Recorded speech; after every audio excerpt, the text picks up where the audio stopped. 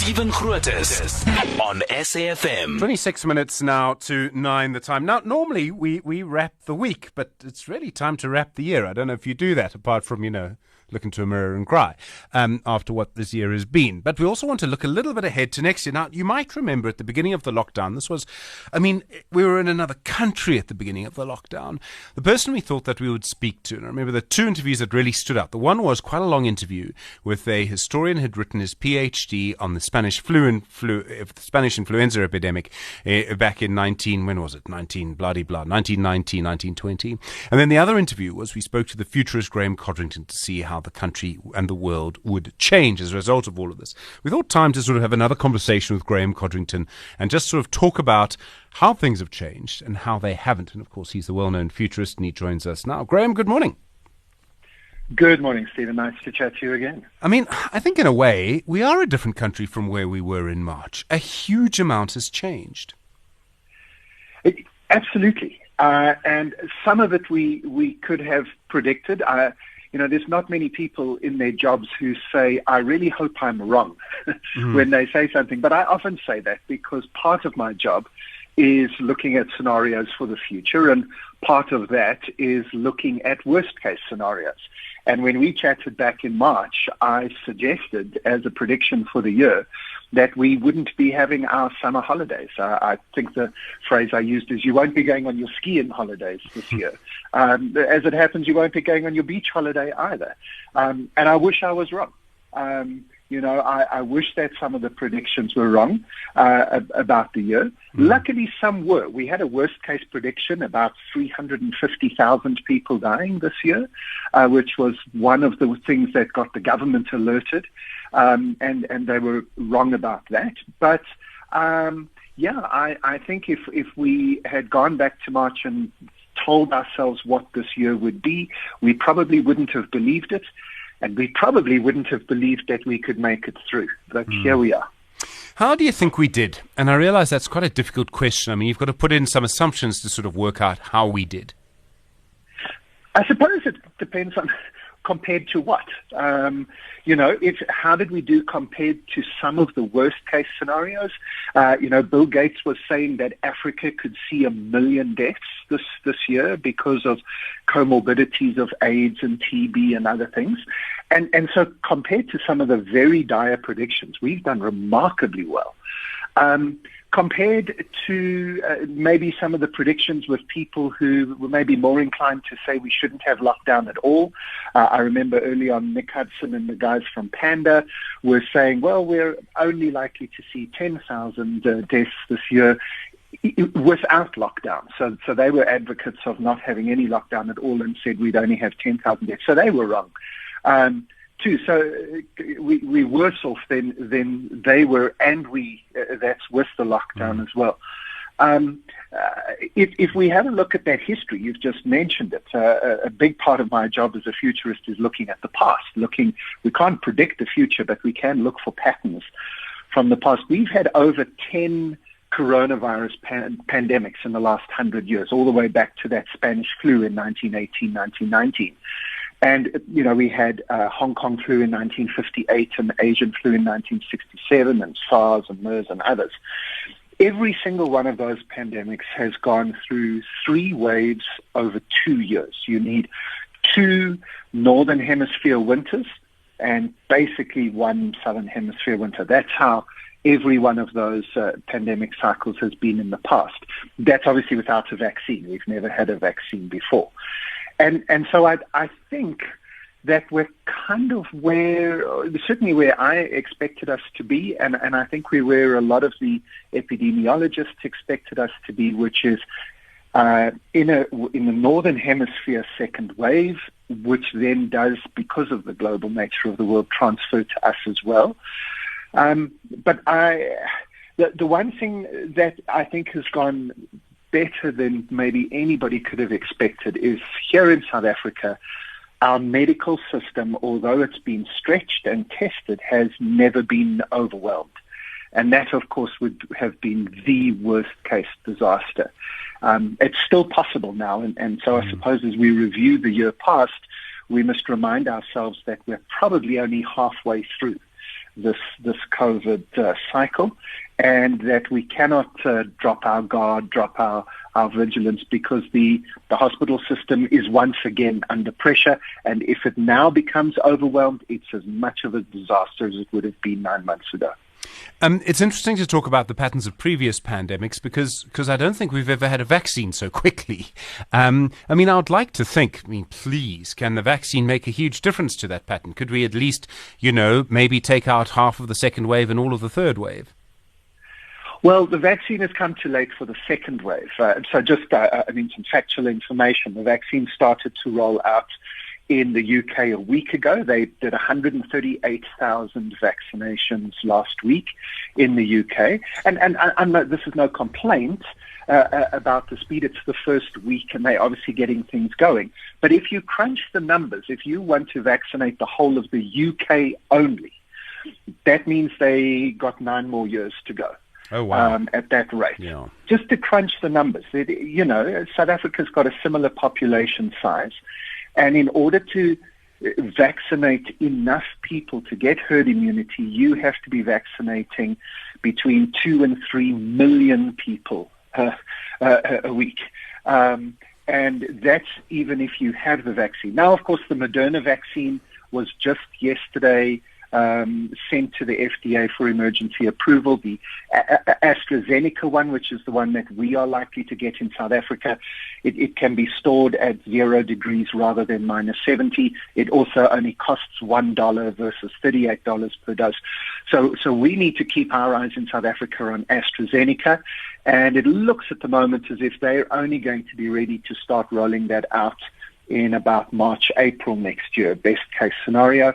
And then it still has to be rolled out. So here in South Africa, if best case scenario, the vaccine will only start to take effect in the last quarter of next year. And that's really important for people to understand. Vaccines are not a quick fix. They are a fix, but they will take months, possibly even years, to roll out and be effective. So you can't make your plans on having a vaccine in the system in 2021, in my opinion. Sure, a lot to do. The issue around sort of lockdowns, and it's an endless conversation, and I would say that we could probably only make a sort of determination of whether the lockdown was right and the way we did it was correct in around 10 years' time, because some of the impacts of the lockdown are really long term, as is the virus, as you've just pointed out. But, for example, we have already seen that there's a higher number of children who didn't come back to class after schools were closed for so long. And I realize it's an impossible decision to make at the time. So I think this is going to be a 10-year discussion. People are going to be talking about, the hard lockdown. Where do you sit at the moment? We're sort of towards the end of year one. Do you think it was the right thing? I realize that's a massive question with lots of different possible correct answers. Stephen, you remind me of a great story that Clem Sunter tells. He was, I think, the first, possibly even the only Westerner who's ever done scenario planning with the Chinese government. And I heard him a number of years ago telling the story. He just in passing with one of the government officials, a strategy official with the Chinese government, and they were chatting about history. And Clem asked, "What is the impact of the French Revolution on China?" Thinking he was asking a historical question, and the Chinese official responded to him, "It's too soon to tell." I think you're absolutely right that 10 years from now, I think we'll still be debating it because, of course, there really isn't a counterfactual. What I mean by that is it's not as if half the world did one thing and half the world did something else, and then we can compare and contrast our notes. The only country that really tried to stick to a no lockdown solution was Sweden. And for a number of months this year, that was the poster child country of people who didn't want a lockdown. Of course, now Sweden has imposed a variety of versions of lockdown, and the government has apologized to the population for making mistakes around their policies. And so on that little piece of evidence, and that's not enough evidence, but on that little piece of evidence, certainly the only country that made a good go of it, and I'm glad they tried, it didn't work for them. Other countries tried different levels of lockdown, and lockdown wasn't one thing. We had 5 levels. I think we were right early on to go really hard, and I think people must remember this, and this also helps us look into next year. One of the main reasons the government went for a very hard lockdown early on was Easter. The churches were asking if they could keep going with their pilgrimages, keep their churches open.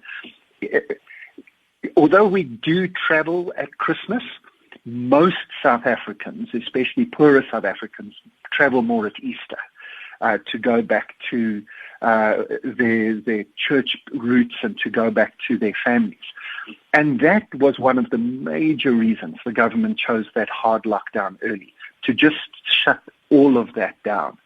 I have a real fear about Easter next year. We'll be moving into winter, again, moving into colder months. It's when all the models will predict a third wave could come. And if we still don't have the vaccine by then, which we won't, we might have to make some decisions again to say that Easter is cancelled as well as Christmas is being cancelled now. So I think initially the decision, the big strategic decision was correct. I think the government lost its way with some of its regulations, minor regulations and tweaking. I think there was a little bit of authoritarian overreach in certain areas. But I think in general, the government might have communicated better, but has largely made the right decisions. And I think there are 2 big things we need to consider. The first is you can't make decisions for only one sector of the population. So the government has to look at suburbs and cities, at urban areas and rural areas, at richer areas and poorer areas, suburbs and townships. And we know what it feels like in our country when there are different rules for different spaces. And the government has had to try and get that balance between things that will work across all of the spheres. And I think in general, they've mainly got it right. And I think where we are now is probably where we're going to stay for a long time, which is the government basically saying to us, it's up to you. So we've put the general frameworks in place, but now each of you must do what you need to do. Wear your masks, keep physically distant, keep working from home if you can. Do as much as you can to get our society, to get our economy moving again, but without putting yourself at risk of COVID. And I think if we all take personal responsibility, that will be better than looking to ask a government to either rescue us or wave a magic wand, as the minister said earlier, or blaming the government, saying as if it's the government's regulations that have caused the problem. COVID is the problem. It's our common enemy. And it's not an us and them. It's all of us versus COVID. Graeme Codrington, the futurist, he's with us until 9 o'clock here on SAfm as we continue to sort of, in a way, wrap up the year. We're going to talk about the economy. That's next, 13 minutes to 9. Stephen Grootes on SAfm. All right, 11 minutes now to 9 the time. Continuing your conversation this morning, wrapping up the year, looking ahead to the future as well with Graeme Codrington, the futurist. So wrapping up 2020. Graeme, we need to talk a little bit about the economy. I mean, it's obviously a very mixed picture. The overall sense I get is that most people are very despondent, depressed, and worried about the economy. Is it as bad as all that? Well, yes, I think it is, and I think globally we have been hit hard, and we will, I think, see even tougher times in some industries next year. I think some companies have tried to hold on and grit their teeth through this year, and if I'm correct that next year is going to be more of the same for at least the first half of the year, that could really, really then hurt. Because you don't have further lines of credit and so on. Having said that, though, we can't generalize about the economy because whatever the number is going to be, we'll get a number in a few weeks' time that says, the economy shrunk by I don't know if it'll be 3 or 5 or 7 or more percent. But that's really a useless number, because some industries are going to be down by 80, 90%. Tourism and entertainment and hospitality, the airlines and so on. I mean, those industries have been devastated. But other companies, and maybe this is where we can get to a little bit of good news. I realize this hasn't been an entirely motivational conversation yet. But I think there's been some amazing news. Some companies, some industries have had their best years ever. I mean, if we think of e-commerce and home deliveries, I mean, Take-A-Lot and Mr. Delivery. Checkers at 6060 launched about just over a year ago. And they took a big chance into the system. And these are not their words, and I'm sure they're not thinking this way, but they couldn't have timed it better in terms of getting into the system exactly when the system needed them best. Other companies that have had their best year ever, technology companies, people who are selling stuff to get your home a little bit more tech automated, home automation stuff, fiber. The telecoms companies selling data and getting fiber installed, they can't keep up with demand. Netflix has had their best year ever. Disney Plus just announced recently.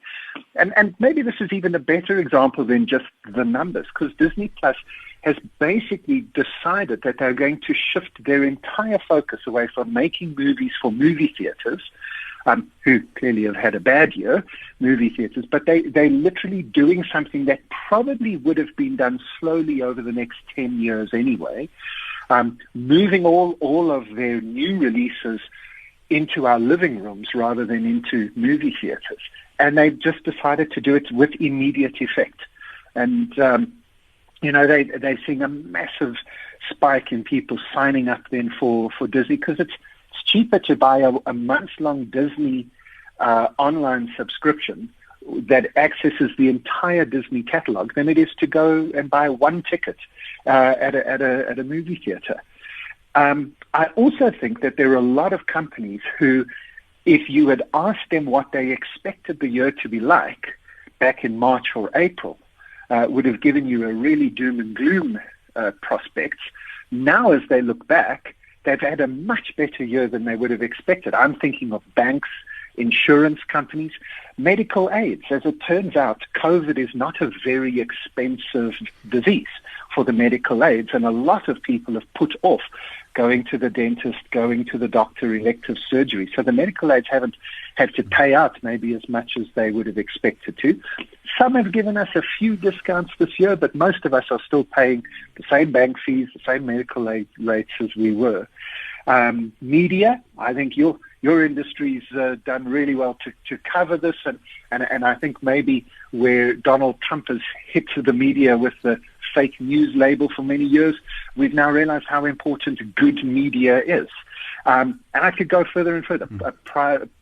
Mining, for example, mainly because of the jump in commodity prices and so on. A lot of mining companies in South Africa have had better years than they expected. So I think it's a very, very mixed bag, and I think that there are some companies who, through no fault of their own, found themselves just in a train crash because of the industries they were in, and I think a lot of companies have seen that if you adapt quickly, move fast to respond to change, you can actually do very well, even in the middle of a global pandemic.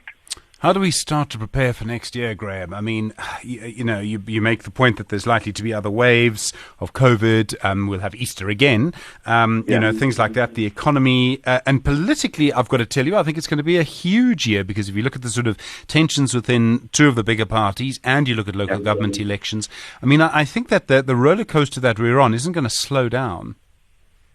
Not at all, Stephen. I think there's one thing I probably could have said earlier just in our review that is worth saying now, because it leads into answering your question, is we've done a really, really great job in reducing the death rate over the year. I say we, it's the medical professionals around the world, have learnt about this disease and learnt how to deal with this disease. And Early on, Italy and England for a small period of time, Spain were experiencing 15-16% death rates. Now the death rate is below 1%. And that's really great news. You're unlikely to die of COVID. But what we've discovered is this thing called long COVID. And about 20% of people who get COVID take months to recover from it. And some medical professionals are warning that maybe they will never recover from it. And that's a hang of a lot of people. So COVID is in the system. We cannot talk it away. We can't say just because only a few people die, it's not significant. It is still a devastating disease, and you don't want to get it if you can help it. So what we have to do is we have to anticipate disruption. COVID doesn't have a calendar. COVID's not waiting for New Year's Eve and then saying, well, people, 2020 was fun, but I'm out of here. COVID is still going to be around and in the system. It's not finished with us, even if we are finished with it. And as I said, the vaccine is not going to save us, at least in the first half of the year. We also have to anticipate all the other disruptions coming our way. I mentioned Disney. That's digital disruption, the so-called fourth industrial revolution. I think COVID is going to accelerate those digital disruptions. They're not delaying it. I think it's the opposite effect, and I think we'll see some of that next year. A lot of companies are shifting to online, to e-commerce, to smart contracting. There's lots of jobs available in the tech space, of course, if you have those skills. There's climate change as well. I don't know if anybody else is noticing how mad the weather is at the moment across the country. It's just, we call it unseasonal. Let's just call it climate change. And we know, and we've been talking about that for many years. So all of those disruptions are in the system. So what do we have to do? We have to, I think, embrace a different mindset. We mustn't spend 2021 trying to survive COVID, get out the other end and then get back to normal as soon as possible. I think we need to accept an invitation that COVID offers us to learn how to live with disruption, to build adaptability into our DNA, to become more innovative and creative, to experiment more. There's no better excuse than COVID to say, well, let's do things we've never done before. Let's try things we've never tried before, and let's build adaptability into our systems. I think we have to do that individually. I think we have to do that in our companies, and I think in our country as a whole, even in our government and politicians and the political landscape. I think we should be doing that too. Do you think we're ever going to work in offices together again? And I mean, I realize it's sort of impossible to know, but I think many people are feeling isolated at the moment. And even though there's Zoom calls and all the rest, do you think that's ever going to happen, or do you think this is how it's going to be? I'm beginning to play around with a little phrase here, so excuse me if this sounds a bit cliche, but instead of the 9 to 5, which was the normal we might want to get back to, or 8 to 4 in South Africa, I suppose, I think we might go to the 2-3-3, which what I mean by that is that you will have, not 2-3-3, 2-3-2. So you'll have 2 days at the office, 3 days at home, 2 days of weekend. And I think that we will have a hybrid system. I think this will be one of the lasting legacies of COVID, a hybrid approach. And that might flow, by the way, not just to our offices, but to our schools and our universities as well, that we will, yes, we do want to get together at some time, but I think we're going to be more open to a lot more flexibility around working from home, learning from home on a number of days per week for the rest of our lives. Graeme, thank you very much indeed. I really appreciate your time here on SAfm with us this morning. Wrapping up the year, Graeme Codrington is the futurist. And Graeme, thank you. Well, I must just say thank you for being with me through the year. I'll be back with you next year, I'm afraid, Monday the 11th. My thanks to Joey, Stanza, Du, Zelma. It's been really quite a year, but mostly thanks to you for listening. Thank you to you for being a part of it. And look, just, do me this favor. Come back next year, won't you? Please. So wear the face mask, look after yourself, look after your family. And I know, it's holiday season and all the rest. I've got the temptation too, but I'm going to put my face mask back on and just, please try and look after yourselves, look after your family, look after each other. Thank you very much indeed. Kathy's up next to you with SAfm, leading the conversation, 9 o'clock.